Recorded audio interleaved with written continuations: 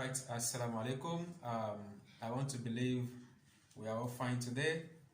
Okay, now we want to solve this problem for 2018-2019. That's for last year.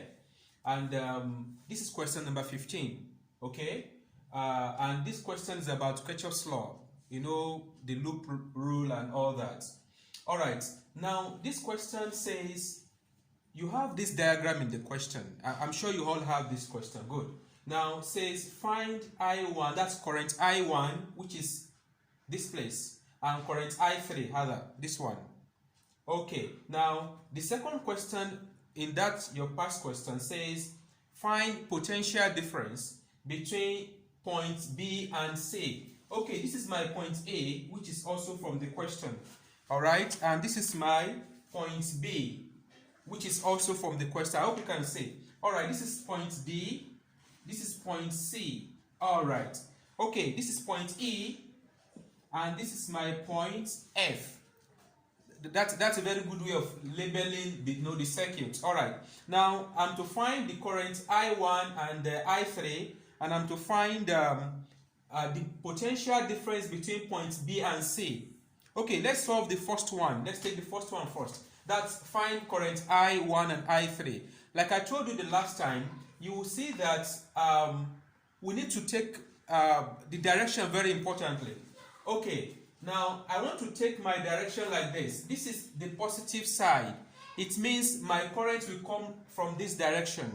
Are you following? Good. Now I will take B, A, D, C, B. You can see B. This is a complete loop. Is that okay? So I will say for loop B, A, D, C, then back to B. That's like this, B, A, D, C, B. Now, I'll begin to write the equation that is related to this loop. Alright, it means that according to Kirchhoff's second law, the total EMF in this loop must be equal to the total potential difference. Alright, so my 15 volts, which is the EMF of this battery, is equals to, now look at the direction. Can you see now? Now you will see that the direction of my loop is opposite the direction of this EMF.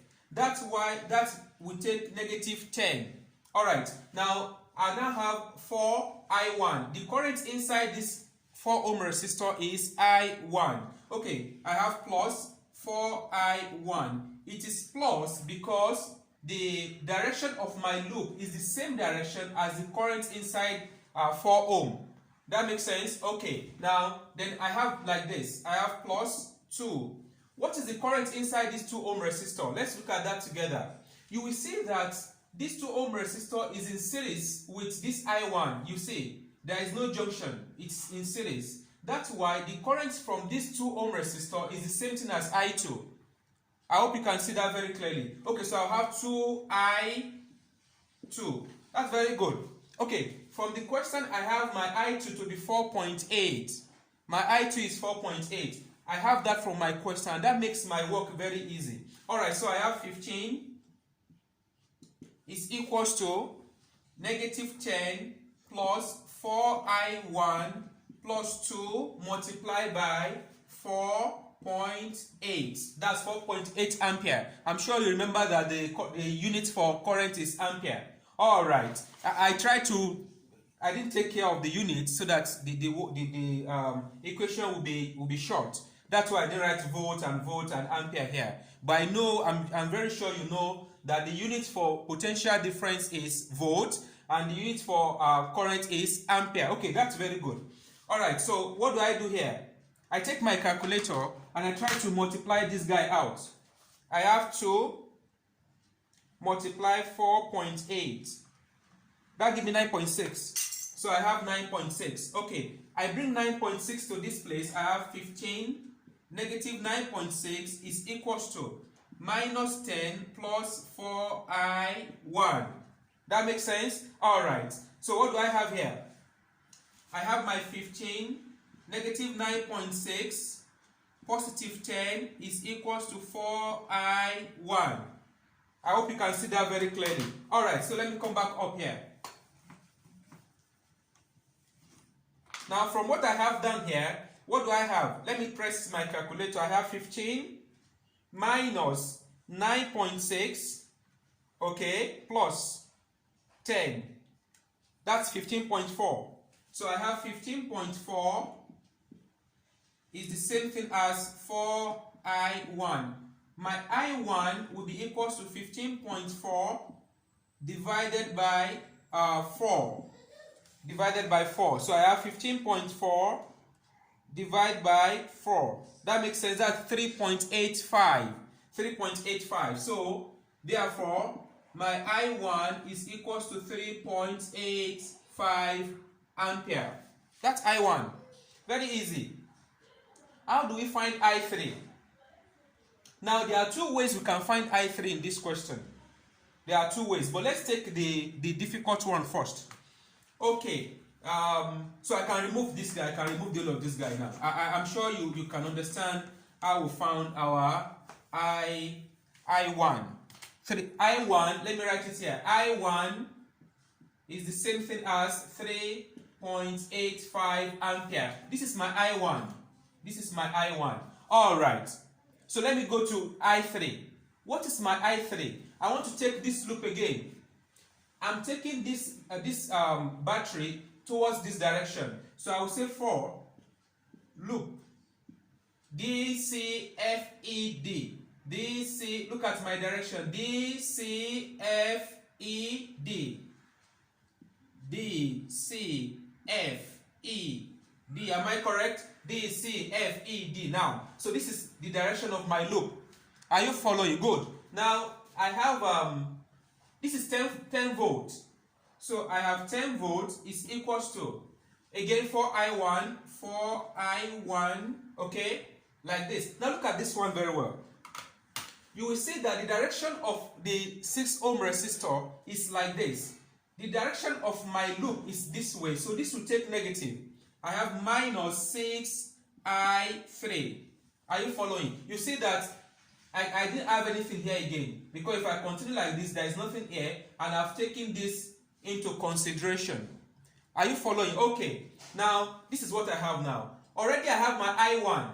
This is I1. I have my I1 to be 10 is equals to 3.85. Negative 6I3. This is very easy to solve now. Okay. Now, I have 4 multiplied by 3.85. 15.4. Okay, now I have 10 negative 15.4 is the same thing as negative 6I3. I'm sure you understand what I did. After I multiplied these two, then I brought it down here. So when I did this, this will take negative, and this has negative already. That makes sense. Okay, good. Now, let me remove the one up here. Alright. Let me remove this guy. Okay, now, what is 10 minus 15.4? That will give me 5.4. 5.4. So I have negative 5.4 is the same thing as negative 6I3. Negative. That will go. That will remove. So I have my I3 to be equals to 5.4 divided by 6. In grade 12, you know what I did here. I've removed the negative because they are the same. Then I divide 5.4 divided by 6. Then I left my I3 like that. That's why I have this. So what is 5.4 divided by 6? 5.4 divided by 6 will give me 0.9. Is 0.9. So my I3 is 0.9. I hope that's very clear. Okay. Now my I3 is equals to 0.9. Now let's look at that circuit very, very well. Let's look at that circuit again together. Let us try to confirm our answer. If our answer is correct. I hope you can see this direction. Okay. You will see that I2 is coming like this. At this junction D, you have a current I1, then you have a current I3. It means my I2 is equals to I1 plus I3. Can you see that now? Okay. My I2 is 4.8. 4.8 is equals to what? Okay, let me leave this. Let me just say my I2 is equals to 3.85 plus 0.9. 3.85 plus 0.9 is 0.9 positive 3.85. That is giving me, no, it's 0.9, sorry, 0.9 plus 3.85. That will give me 4.75. 4.75. Now you can see 4.75 and 4.8 are very close. It means that our answer is correct. Okay, let me tell you the second way you can find I3. Very easy way you can find I3. Okay, already we know that from what I wrote now, my I2 is the same thing as I1. Look at that junction here. I1 like this, then I3 like this. Okay, now I have I1 plus I3. Are you following? Now my I2 is 4.8. Let's assume we have not found I3. We have only I1. It will give me 3.85 plus I3. So my I3 is equals to 4.8 minus 3.85. What do I have there?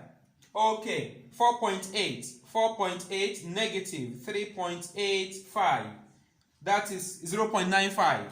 My I3 is the same thing as 0.95 ampere.